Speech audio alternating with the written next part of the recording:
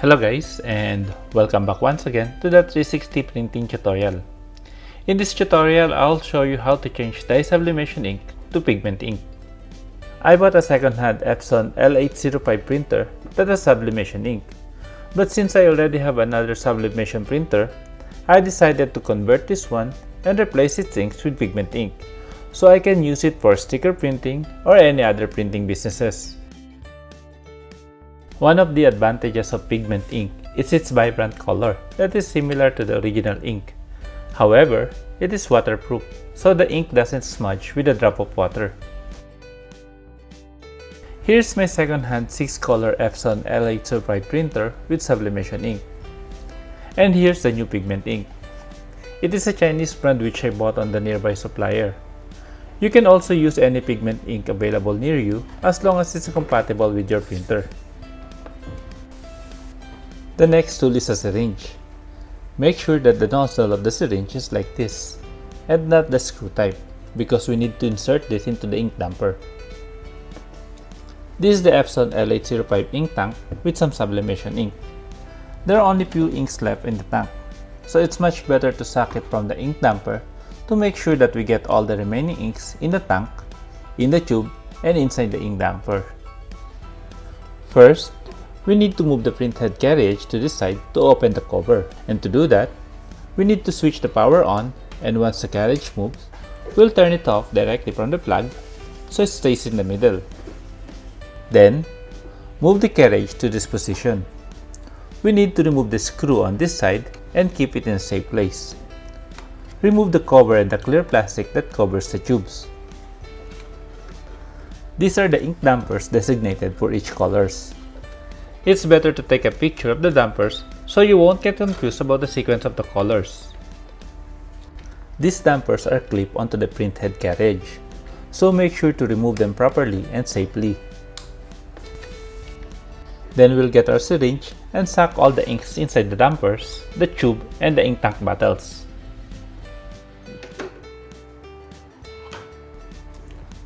Make sure to do it slowly so you won't damage the clear plastic covering the damper. If you find it hard to suck the inks, try moving or inclining your syringe to different angles to suck it easily. It's better to use different syringe for every color, but since I will dispose all these inks, I don't think it's needed. Once done, make sure to clip the dampers back into the carriage. Here are the ink tank bottles. It is already empty, though there's still some residue or marks of sublimation inks, but it's okay. It won't affect your pigment inks. Of course, it's more recommended to use new ink bottles, but it's not practical. Make sure to use this guide to insert the right color in the bottle tanks. Cyan, magenta, light cyan, black, and yellow. Open your ink bottles one by one and put it in the ink tanks. Each bottle is 100 ml, but since the tanks are empty, you can put all this 100 ml inside the tanks, but I recommended keeping at least 20 ml to 40 ml in the bottle and refill it next time when you need to. If you look closely at the tank, you will also see an arrow mark indicating the recommended amount of ink. Once you refill the ink tanks, ensure that all the covers are placed properly to prevent the inks from spilling outside the tank. Then, put them back in place. Then, we'll go back to our ink dampers to fill them with inks. Just remove them one by one carefully. And just like what we did earlier, we need to suck the inks from the ink tank. However, since what we only did is to refill these dampers, we need to put them upside down so that the inks will not pass through our syringe. So while doing this, please like and subscribe to my channel so you will get updated every time I upload the printing tutorial.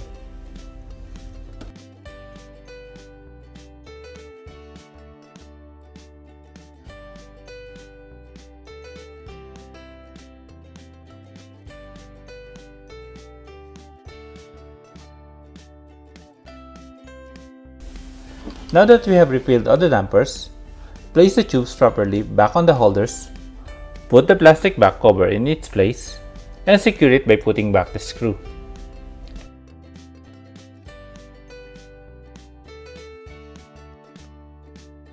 Now that we're done, we need to put the printhead carriage back to its original position and switch the printer on.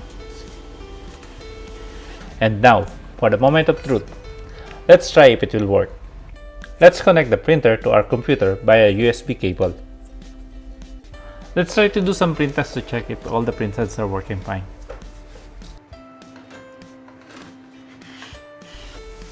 As you can see, light cyan and yellow are not working properly at the moment, so we need to conduct a printhead cleaning. So while doing this, please like and subscribe to my channel so you will get updated every time I upload a printing tutorial.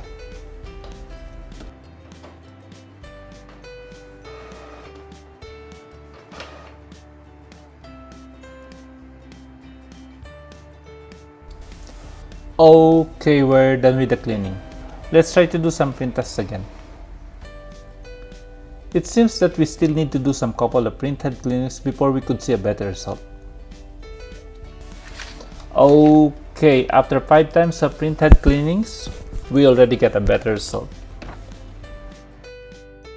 Let's try to print a color strip. Let's create a color strip in Adobe Illustrator.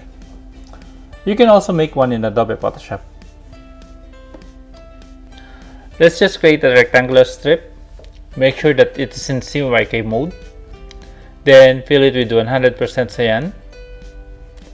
Then another strip with 100% magenta. Then for light magenta and light cyan, just make it 30% each. Then another strip for 100% of black, and last is 100% of yellow.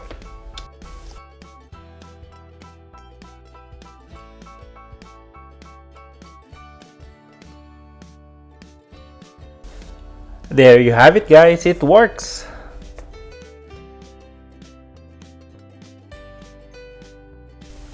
That's all for today's videos. I hope you learned something from this tutorial. Please help me by liking and subscribing to my channel so you will get notified for other new tutorials. Thank you guys and keep printing.